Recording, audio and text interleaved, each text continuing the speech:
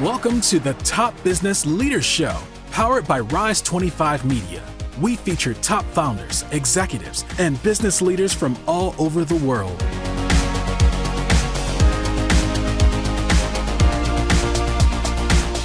Chad Franzen here, co-host for this show where we feature top restaurateurs, investors, and business leaders. This is part of our SpotOn series. SpotOn has the best-in-class payment platform for retail, and they have a flagship solution called SpotOn Restaurant, where they combine marketing, software, and payments all in one. They've served everyone from larger chains like Dairy Queen and Subway to small mom and pop restaurants. To learn more, go to spoton.com. This episode is brought to you by Rise 25. We help B2B businesses to get ROI, clients, referrals, and strategic partnerships through Done For You podcasts. If you have a B2B business and want to build great relationships with clients, referral partners, and thought leaders in your space, there's no better way to do it than through podcasts and content marketing. To learn more, go to rise25.com or email us at support@rise25.com. Brent Schwoerer grew up on his family's dairy and grain farm and then obtained his bachelor's in mechanical engineering and a master's in human resources from the University of Illinois, Urbana-Champaign. After spending over 10 years in corporate America doing new product development across the globe, including living in Brazil for 2 years, Brent was missing two things, passion and beer. With a focus on culture and the notion of leave it better than you find it, he opened Engrained Brewing, which is in its 10th year of operation. Hey, Brent, thanks so much for joining me today. How are you? Great, Chad. Thanks for having me on the show. Yeah, great to have you. Hey, so tell me a little bit more about Engrained Brewing and what a customer might expect when going there. Yeah, absolutely. I mean, usually when I tell people about Engrained, I like to talk a little bit about the journey to open the restaurant. Yeah. And what I founded the business on. And there are really four kind of core elements or cornerstones, I like to say, that I built the business on. And they're all kind of related to, that all the way back to growing up on the farm. So I had an odd maybe experience growing up on the farm, and the fact that we actually pretty much raised in anything we wanted to eat. So like if we were going to have pork, we had hogs out on the farm that we would, slaughter and have in the freezer kind of a year round. So everything that we ate, we raised, which was, very different. It wasn't until I got to college that I really got to experience the true joy of the grocery store, if you will. Wow. And then I wanted to bring to our guests is that true farm to table experience like I grew up with. Unfortunately, I did not enjoy milking cows every day like some of the rest of my family. So I decided to pursue more of the, I guess, technical science part of the farm experience on the engineering side. But over time, found that maybe that wasn't corporate wasn't where I was finding passion. And so I wanted to get back to my roots at the farm, really with the goal of bringing that local kind of all natural products to our guest was one goal. And so that's one of our cornerstones is local. We source roughly 50 to 60% by dollar of what we buy in the kitchen comes from an 85-mile radius of the restaurant. And so that's our focus on local, is working directly with farmers. Like literally, I'm buying a whole cow, a whole pig at a time. It goes through a local butcher and comes into the restaurant, which creates some interesting challenges for us because we have, limited cuts. But that's all part of the local picture. On another corner, you've got what I generally call natural, which really is a nod to regenerative farming. We really try and partner with farmers who believe in kind of less, it's on the realm of organic, using less chemicals and artificial inputs in their farming operation, investing in soil health, whether it's the grass that the livestock eat or the produce that we're purchasing from the farmers, real big focused on that kind of sustainable regenerative farming aspect and partners who do that so that we can bring that product to our guests. We're really focused on the all natural, keep the junk out of food. And in that same natural focus, we're from scratch kitchen. And so we're doing all of our sauces, like everything's from scratch, not quite everything. We're not a bakery, so we're not baking our own bread products, but we do try and partner with regional or local bakeries that kind of follow that same mission of keeping the things in the ingredient label you can't pronounce out of the food. The third cornerstone that we're very focused on is, again, more in that sustainability realm. So we do a lot to minimize our impact on the environment. So whether it's our recycling program, our composting program, a number of ways that we try and stay green effectively. And then the last was probably the most critical to me. And that was, our culture. We're very focused on the employee experience, like creating a real positive environment for people to come and work, because we know that translates to the guests. So our number one stakeholder is definitely our employee, with the guests being our second most important stakeholder, because I know if I take care of my staff and they enjoy being here, believe in the mission and what we're trying to do, that'll translate directly to the guest experience. So in a long roundabout way, that's kind of what we've built the restaurant on, and some of what I think people can experience when they come in.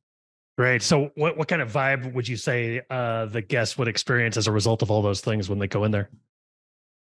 Man, that's tough to describe. I mean, we're very much a Midwestern kind of restaurant here in the central Illinois prairie landscape. And so we've kind of created an environment. We have a lot of, behind me, you can't probably see that, most people can't see this, but some old reclaimed barnwood. We have it all over the restaurant. That was part of our sustainability focus, reusing products. And so a lot of old barnwood, kind of exposed ceilings, kind of a blend of that wood and stainless steel. We have a lot of the metal from obviously the brewing equipment, and some aspect of the brewery is visible to every seat in the restaurant, which is unique as well. So I guess kind of a melding of those flavors. We have pictures of paintings of cows and chickens. There's a miscellaneous assortment of stuff around. Hey, I mentioned it a little bit in your introduction, but tell me a little bit more about what you had been doing kind of right up until the time you decided to start the brewing company. Yeah, out of college, I got a job with Caterpillar, large equipment manufacturer. Most people probably know Cat. They're a Fortune, 100 or 500 company at best. And I was doing new product design. So we would work on a project that was going to release in 4 to 5 years out. And so that was always kind of exciting to be working on the next greatest thing on the construction equipment side. And Cat's very much a global company. And one of our largest manufacturing facilities for the product I worked on was down in Brazil. And we also went down there and developed an emerging market product that needed to be tested in an emerging market, so out of South America. So I got to not only live down there, but travel pretty extensively to follow our prototypes around. We would put prototypes in the field to test, and that was a big part of my role with the company. And so a little bit of all over. I think I was able to travel to every continent except for Africa and Antarctica when I was with Cat. It was a lot of traveling, which I'm glad to have that behind me too. Now that I'm a happily married with a father of 3 boys, that travel part, I'm glad that's behind me. Sure. I'm sure it was a good experience at the time. So you're kind of doing that, you're plugging away, traveling, all that stuff. How did the idea for Engrained come about then? So I fell in love with craft beer along the way. It was kind of the classic. My wife bought me a home brew kit. I'm an engineer, so I love that kind of the science of brewing as well as the artistic side of it really intrigued me. So I got into making beer at home and got into, visiting breweries and drinking craft beer. 10 years ago, the industry was much smaller than it is now. We hadn't even hit, I don't even think we were to 3,000 breweries yet in the entire country. We were somewhere in like under 2,500. Now we're almost over 10,000 breweries in the country. So it looked a lot different at that point. But just fell in love with it and decided I wanted to start a brewery. That was the first angle I wanted to do a brewery. And then you have to make the decision. Do you want to do a production brewery, focus solely on, that production and shipping component, or do you want to do the brew pub model and have the restaurant? I had worked at restaurants in college to help pay my way through school. That's actually how I met my wife. We were both we're bartending at restaurants in Champaign, Urbana, Illinois.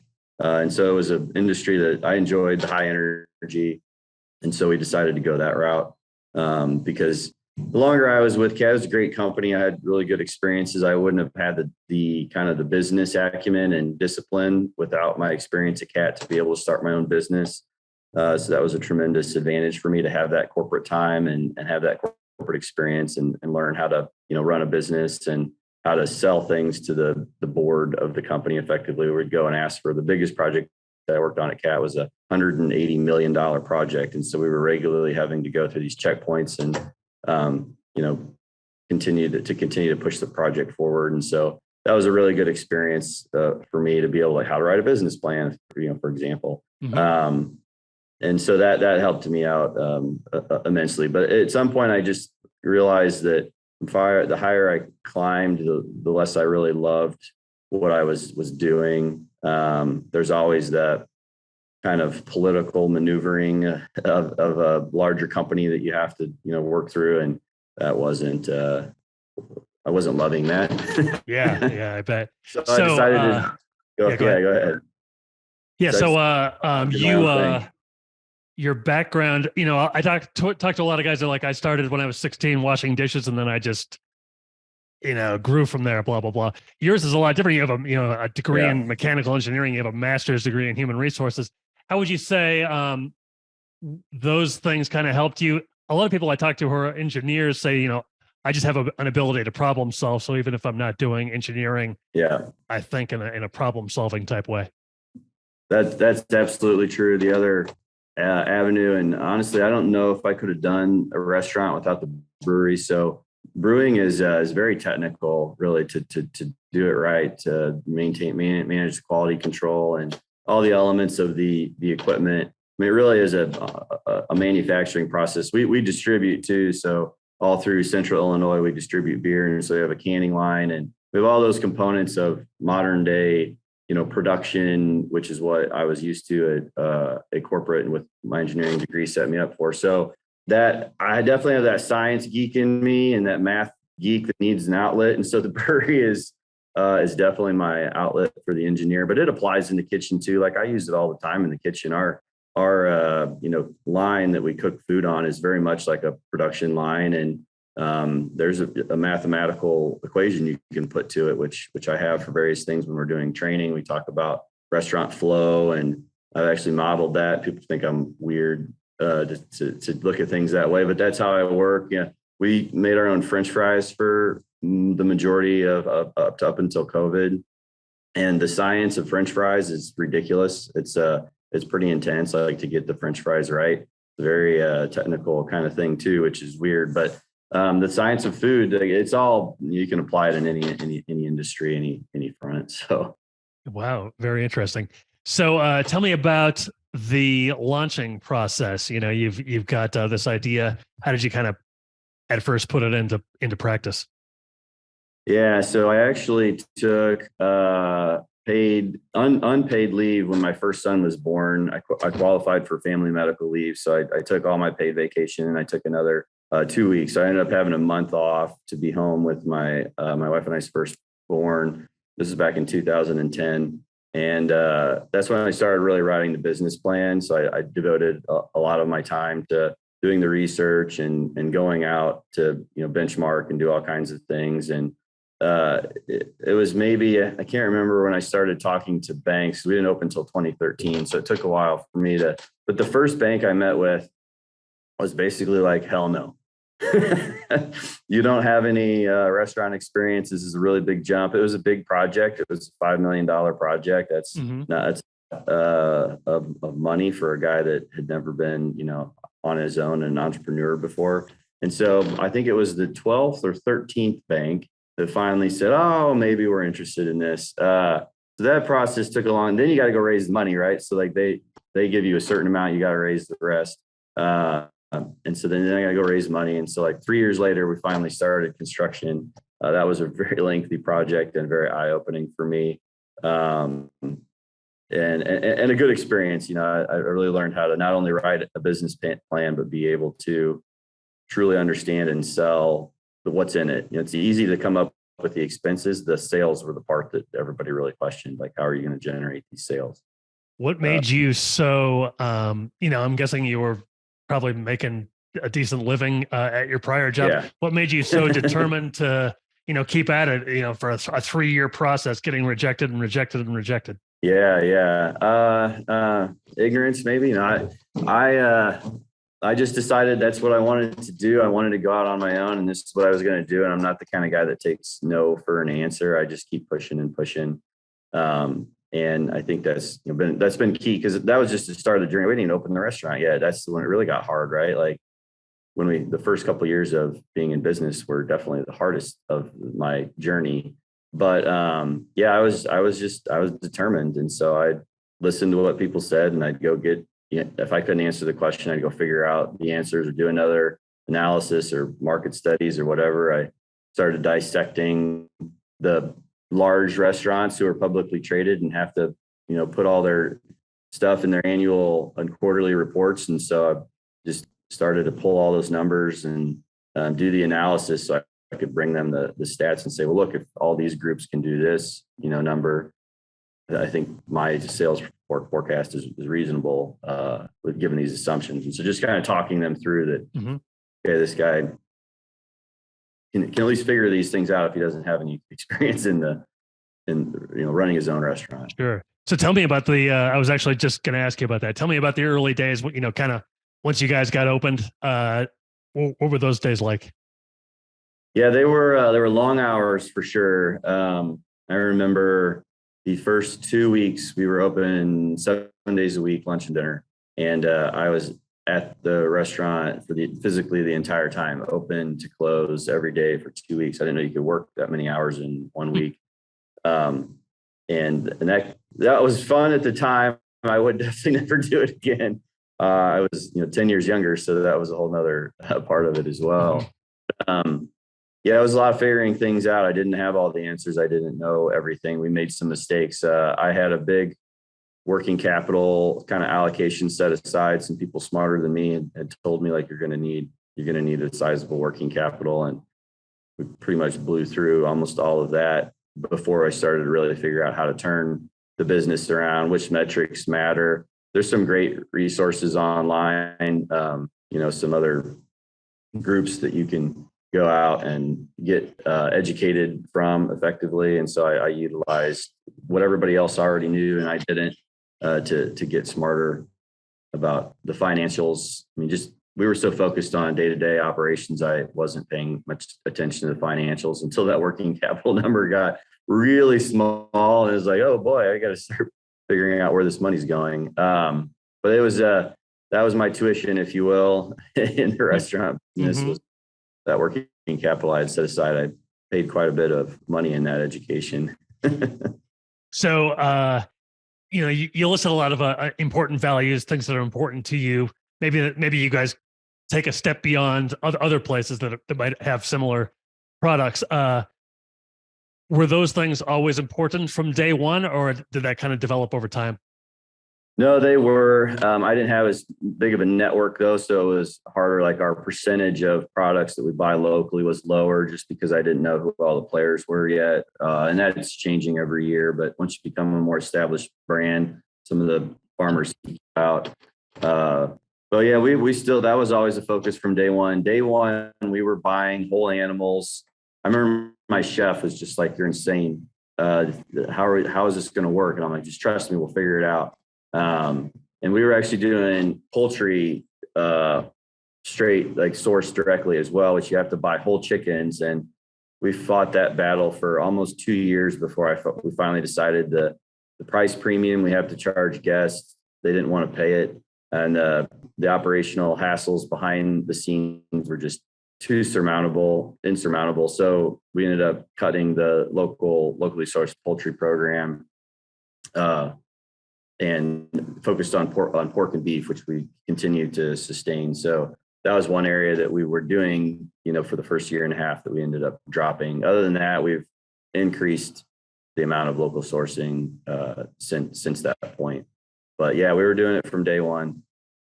You have a lot of I'm looking at your beer menu. You have some seasonal beers and then some year-round brews. You You mentioned that you had been brewing your own beer before you got into this. Are these all your creations, or how'd you come up with Yeah, all these beers? they are. That was one of my goals as a home brewer. So I had started. It was before 2010 that I had started home brewing, and that was kind of part of the goal, was to establish some recipes. The oldest one that's still on the menu is the oatmeal stout. That's the oldest recipe that on the homebrew side. Um, Otherwise, they've all kind of just evolved over the years. And as a brewer, I think it's important that we all stand on the shoulders of those that came before us, because the brewing industry is very open. People are like, there can be a beer that you think's awesome, and you email the brewery, hey, I really love this beer, and they'll be like, oh, here's the recipe. And it's unlike most other industries. And that's what really sold me to. I think it was in 2011. I went to my first craft brewers conference in San Francisco, and everybody was so stinking friendly. And tell me the biggest secret you have, and they'd tell it to you. It was very open and transparent and honest and collaborative, and that's what really sold me at that point. That this is definitely, because I was starting to, man, is this worth it? I've been fighting with the banks. I don't know if this is going to work out. And I went to that conference. I was like, wow, yeah, this is definitely the industry for me. And so while I came up with a lot of my own recipes, because of the transparency of the industry, you could go out and kind of see, like, this is how this guy does it, that's how that guy does it, and get a feel for how to dial in. And it's kind of like, over time, like, chefs can, come up with recipes kind of on there just because of the experience they've had. You get to that point in the brewery as well, where you can throw together. Might not be exactly what you thought it was going to be, but people will enjoy it, and then you can tweak it the next round. So there's definitely been iterations of most of the beers over the years as well. But and a few surprises on there, like that Irish Red. That was I just threw that together. You need, like, in the brew pub world, you need, like, the color portfolio. You got to have light and red and brown and dark, and all the different colors to look cool on the beer paddle. And the red ale, and I just whipped this Irish Red up on day one. I thought I would brew one of those and then figure something else out. Everybody loved the damn thing so much. It's still on the menu. I've made a few tweaks to the over the years, but that's one that kind of was surprising to me. That and the blackberry lager. Our blackberry lager was just like an experiment with our base lager. And people love that stinking thing so much too. And I enjoy it. It's a good beer, but they love that so much too. Like, those have become two of our flagships, and I had no intention of those being. Wow, that's interesting. Beers. Yeah, you wouldn't expect, right? like, a blackberry lager to be kind of like one of your primary selections. Yeah, people just love it. That's our flagship in distribution too. So it might not always be the best seller at the brew pub. It's consistently a good seller, but on distribution, that's one of our more unique beers that you don't see in the marketplace. So, and a couple of your beers have won silver medals from the Best of Craft Beer Awards. That's got to be pretty satisfying, just considering you're a home brewer. Yep. That was on the pro side. We haven't submitted. I've gotten kind of, COVID got me out of the sending beers off, so we haven't sent beers off for competitions since pre-2020. I need to get back into that, but those were a few years old, but definitely nice to have a few medals to at least confirm that. And that's not like the probably premier competition. I still need to send some beers off to the bigger competitions. That's a big one though. I mean, I think there were over 300 breweries, close to 2,000 beers entered. It was a big competition out in Oregon. Yeah, that's awesome. Hey, you mentioned COVID. Did COVID change your operations much, or how did it impact you guys? Yeah, immensely. In Illinois, like many other parts of the country, we had mandatory shutdowns. We ended up having, I think, 4 different periods where we were we could only do takeout. Could have no on premise, which devastates you. And that came right out the gate. So, like, right in March, that was like, boom, instantly restaurants are closed. That's when everybody got hit the hardest. And so we had to, I hate the word, but we had to pivot just like everybody else. We had an advantage though, in the fact that all of a sudden the supply chain kind of shut down, and my farmers were still raising their cattle and growing their produce, and my butcher was still operating. And so we had this access to, and I had a freezer full of beef and pork and you couldn't get hamburger at the grocery store, and you couldn't get toilet paper, and we had, stock of toilet paper. So we set up an online grocery basically, and we were selling our meat and produce and dairy, number of items that I sourced directly from the local farmers. That helped them too, because they were having issues with supply chain, and so that's what we pivoted to. And we also did the like take and bake kind of meals. That's just to have staff here. I wanted my people to have a job, and when the government announced the payroll protection program, I was like, all right, everybody, because we had to initially like lay off people because like, well, I have no revenue, I can't afford to payroll everybody. And so when that came in, I was like, well, let's find something to keep you guys busy with. In retrospect, looking back and running the numbers, I probably would have been better off to just close the restaurant and sit back and wait for COVID to end. But we would have lost our core staff. I would have not maintained the relationships we maintained with our guests. And so we did a bunch of stuff that honestly sucked in the interim, like figuring out how to do take and bake meals. And we did like Christmas, we were closed for Christmas. December was another time that they hit us. So we did this big Christmas Eve and Christmas Day, like brunch. I remember my chef at the time was here. He had to make like 300 cinnamon rolls from scratch, and he totally underestimated the time that was going to take. So we had a late night, I think the 23rd of December, making cinnamon rolls. It was all kinds of stuff we're just not used to doing at that scale. And then trying to coordinate 200 orders or whatever it was of meals that people have to pick up. We used the entire restaurant to stage stuff just so we could find that, whoever's order it was something I hope to never have to do again. But we, Do you, as you look back on it now, I know you said you might have been better off just to close. Do you feel like any of that stuff, going to an online grocery service or prepare, somewhat pre-prepared meals, do you feel like that elevated your standing in the community at all, or was it just something that you did? Yeah, I think so. No, it did all of the above. And so like, I'm glad we did it. Like definitely made a difference to our loyal base. And we were surprised at how many people came out to support us too.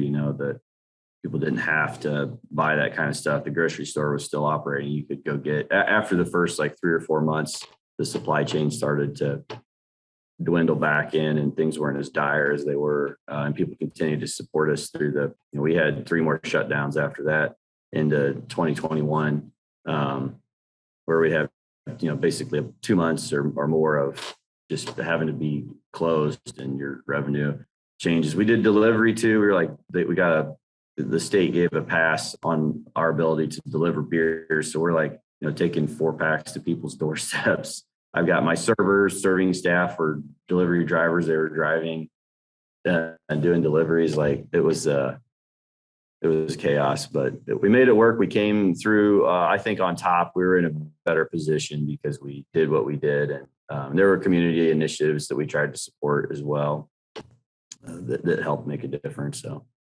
do you ever miss working in corporate America?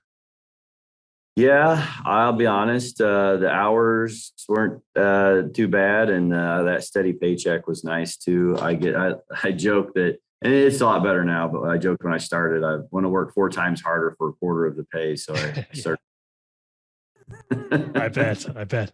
Hey, I have one more question for you, but first, how can people find out more about Engrained Brewing Company? Well, you can definitely check out our website, engrainedbrewing.com. Would be the best place to go to learn about us. You can see where our beer's at, learn more about the brand and the company there. Sounds good. Hey, if you were to go to Engrained as a customer, what would be kind of your food/drink combination of choice? Yeah, our most popular item on the menu, and one of my favorites, is our cheese curds. So a neighboring dairy farmer that I grew up with, he turned his dairy operation into a creamery, and 100% of their milk production goes into making cheese. And we get their fresh cheese curds. So they're never more than, a week or 2 old. It's definitely that like squeaky kind of cheese. And they're just amazing. We have a very light batter that we hand dip them in. And so that's a go-to. My beer that I love I always have some at home, is our IPA. It's a local hop is what it's called, and 100% of the hops are Illinois sourced. And I think there are some very awesome hops, newer varieties that you can only get from, like say Washington, Oregon, Idaho. But I think, even locally raised hops that don't have the crazy new variety, you can still showcase that classic American citrus kind of character. And so that's my go-to beer. Sounds good. Hey, one more thing. You said you kind of developed the beer. What about the food? Who developed all this pretty impressive food menu? Yeah, a lot of it came from my opening chef, Chef Brad. He is no longer with us, but he did an awesome job setting up the menu. And a lot of other things have just stuck because he did such a good job. I mean, the barbecue sauce was his recipe. A lot of it, too, is kind of dictated by our limited cuts. So we have to make certain cuts of meat of the animal, like they have to be on the menu to flow all of the whole animal model. And so like we'll always probably have pulled pork on the menu. There's a number of kind of angles that we take to make all of the cuts work, but a lot of that was from him as well. We house cure our corned beef, we house smoke our pork, we house cure our hams. So there's a lot of stuff going on behind the scenes too to do that stuff from scratch. Yeah, sounds like it. Hey, Brent, it's been great to talk to you. I really appreciate it. Thanks so much for your time. And it's been interesting to hear your story. Thanks, Chad. Appreciate it. Thank you. So long, everybody. Thanks for listening to the Top Business Leaders Show, powered by Rise 25. Visit rise25.com to check out more episodes of the show and to learn more about how you can start your own podcast.